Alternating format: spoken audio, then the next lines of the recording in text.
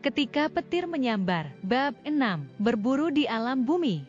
Secercah sinar matahari menyelinap melalui rimbunan pohon-pohon besar yang menjulang tinggi di pedalaman hutan belantara. Dengan lemah lembut sinar tersebut membelai pipi Sampurai yang sedang tidur di atas tanah.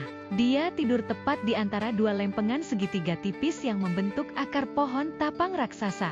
Pohon tapang merupakan pohon tertinggi di hutan hujan tropis. Akarnya saja mencapai ketinggian kepala Sampurai ketika dia berdiri. Oleh karena itu, akarnya yang bertautan dapat melindungi Sampurai dari sinar matahari pagi saat dia tidur di atas tanah. Hanya ketika matahari sudah tinggi di langit, sinar matahari dapat mencapai badannya.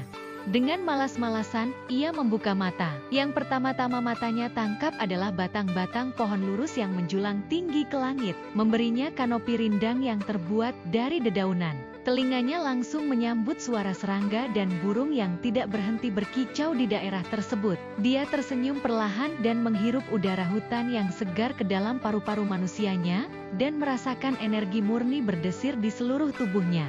Dia menyukai aroma tanah lembab di hutan. Dia bangkit perlahan-lahan, dan meregangkan setiap sendi dan otot di badan. Dia sudah lama sekali tidak merasa kuat dan penuh semangat seperti ini, sehingga dia hampir lupa bagaimana rasanya. Dia tinggal di atas langit, dikelilingi oleh hutan, tapi hutan di sana hanyalah fatamorgana dari hutan di atas bumi. Keduanya tidak sama. Tentu saja, yang asli tidak dapat dikalahkan oleh yang tiruan. Seharusnya dia lebih sering turun ke darat. Dia bisa merasakan bahwa dia jauh lebih tenang dan tidak terlalu gelisah. Tangannya tanpa sadar menelusuri rambutnya yang pendek. Dia menyukai gaya rambut baru yang dia pilih. Potongan rambutnya sangat pendek, sehingga tidak mengganggu gerakannya. Namun, pakaian model baru yang dia pakai sangat menyebalkan hatinya. Apa yang manusia pikirkan ketika mereka memutuskan untuk menutupi badan mereka seperti ini? Kulitnya hampir tidak bisa bernapas di bawah lapisan kain ini. Dia tidak akan bersedia mengenakan pakaian model apapun, kalau saja Keling tidak mengancam akan membatalkan perjalanan mereka ke alam bumi. Dengan berat hati dia setuju untuk mengenakan seminimum mungkin pakaian yang diterima oleh standar manusia di zaman ini. Sampurai menoleh ke semua arah, dan mencoba mengintip ke dalam hutan yang lebat untuk mencari abangnya. Tapi dia tidak terlihat dimanapun. Dia segera mematikan sistem panca indera manusianya, dan menggunakan indera makhluk pengubah bentuk untuk menemukan keberadaan Keling. Nah kan, dia langsung menemukan abangnya. Dia sedang berdiri di atas batu besar di depan air terjun. Sampurai bergerak cepat menuju ke sana. Keling membalikan badannya ketika dia mendengar suara dentuman langkah kaki Sampurai yang mengganggu lantunan suara aliran air. Kau bangun juga akhirnya, Jang. Keling tersenyum. Jang adalah salah satu nama panggilan yang digunakan untuk menyebut anak laki-laki, selain Wet, Dom, dan Igat. Sudah menjadi kebiasaan dalam masyarakat rumah panjang, bahwa anak laki-laki akan dipanggil dengan nama panggilan, bukan nama aslinya. Nama asli mereka hanya digunakan dalam acara-acara formal, dan tentu saja digunakan oleh orang-orang di luar rumah panjang mereka. Dengan pilihan nama panggilan yang sangat terbatas, biasanya dalam satu rumah panjang banyak terdapat Jang, Wet, Dom, dan Igat. Kan tetapi biasanya ketika seorang istri berbicara kepada suaminya, atau ibu kepada anak-anaknya, dan menyebut Jang, yang diajak bicara secara otomatis mengetahui bahwa yang dimaksud adalah putranya sendiri, dan bukan Jang lain yang juga tinggal di rumah panjang yang sama.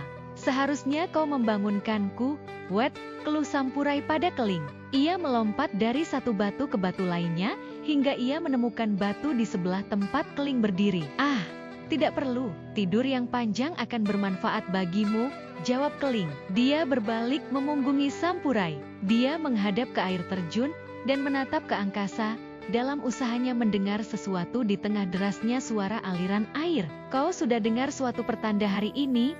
Sampurai bertanya dengan rasa ingin tahu. Tidak ada. Burung-burung sangat sepi beberapa hari terakhir ini, kata Keling separuh melamun. Tapi ini sudah 3 hari. Bagaimana mungkin tidak ada satu pertanda pun? Gerutu Sampurai. Kalau begitu, apa gunanya turun ke bumi untuk berburu? Kita harus mengambil tindakan daripada hanya menunggu di sini, dan tidak melakukan apapun. Sebaiknya kita mencoba keberuntungan kita. Keling menoleh ke adiknya. Tidak ada gunanya berburu tanpa mendengarkan pertanda dari para burung. Sabar ya, Jang. Salah satu dari mereka akan segera mengeluarkan pertanda, dan kita tahu inilah waktunya untuk berburu. Kita tidak akan berhasil dalam perburuan kita jika kita mengabaikan pertanda yang mereka berikan. Mereka lebih mengenal hutan ini daripada kita. Kamu tahu itu? Tentu saja, Sampuraih tahu. Dia hanya tidak suka menunggu dan tidak melakukan apapun. Keling juga mengetahui hal itu. Tidak ada gunanya meminta Sampuraih menunggu dan tidak melakukan apapun. Ujung-ujungnya hanya masalah yang akan timbul. Tuh, mari kita jelajahi hutan di sekitar. Kita mungkin bisa mendengar pertanda baik di bagian hutan yang lain. Keling mengalah. Lebih baik Sampuraih tidak dibiarkan semakin gelisah saat menunggu.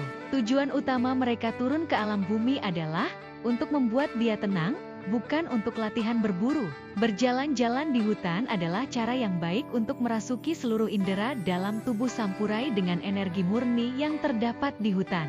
Dengan begitu, kegelisahannya akan berkurang, dan dia dapat merasa tenang dan damai. Sampuraih tidak perlu diajak untuk kedua kalinya.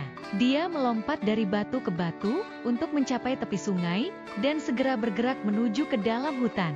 Keling memperhatikan tingkah laku adiknya dengan perasaan geli. Dia satu-satunya dari kaum mereka yang masih turun ke bumi sesekali waktu. Seharusnya dia lebih sering mengajak Sampuraih turun ke alam bumi. Sesalnya, dia hanya perlu memastikan bahwa dia tidak mengajak Sampuraih dan Laja secara bersamaan, kalau tidak mereka akan bertempur lagi di alam bumi.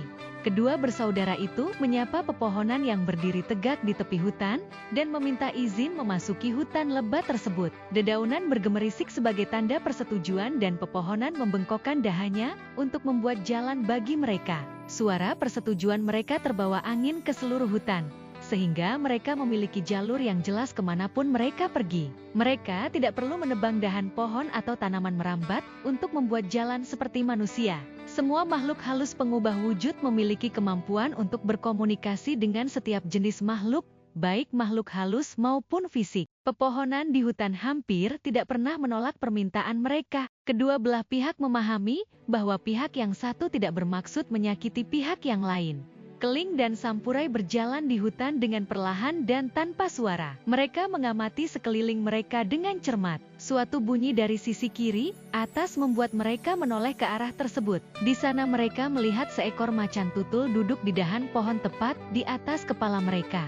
Sampuraih menyeringai lebar dan berbisik kepada Keling, "Seekor macan tutul." Kegembiraan terdengar jelas dalam suaranya. Tanpa menunggu jawaban Keling, Sampuraih melompat untuk memanjat pohon tempat macan tutul itu duduk. Cabang-cabang pohon itu membungkuk dan mengerang keras karena menahan berat badannya. Macan tutul tersebut mendengar suara berisik yang terjadi dan bisa merasakan bahaya yang mendekat. Ia melompat dengan mudahnya ke cabang pohon berikutnya untuk turun ke bawah. Begitu kakinya menyentuh tanah, ia melarikan diri secepat kilat. Sampuraih menjadi bersemangat melihat adanya kemungkinan untuk berburu macan tutul. Dia melompat turun dari pohon untuk mengejar macan tutul yang sudah hilang dari pandangan mata. Keling menggelengkan kepalanya melihat tingkah Sampuraih yang selalu menuruti dorongan hatinya. Dia berlari dengan santai di belakang adiknya. Menurut dia, tidak ada salahnya membiarkan Sampuraih bermain kejar-kejaran dengan macan tutul itu. Bersambung.